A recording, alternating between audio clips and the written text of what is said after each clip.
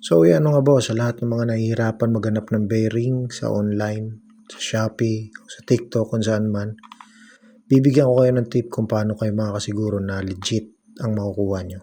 Unang tip, syempre, ang i-check nyo is yung price.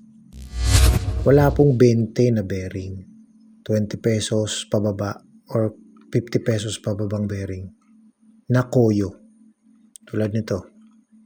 Number 2, packaging. So, yung mga peking ganito, ang packaging niya, malabo yung mga ganitong print. Malabo yan. Tapos, wala siyang barcode. Blanco yan.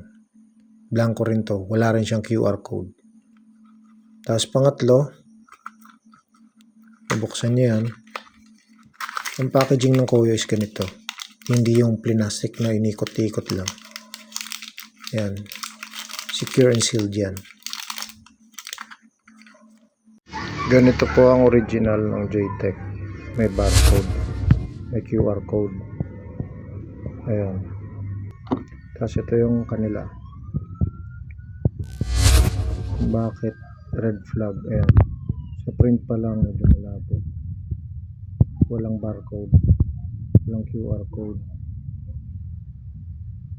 Ayan. Walang anything na pwede magpatunay na original.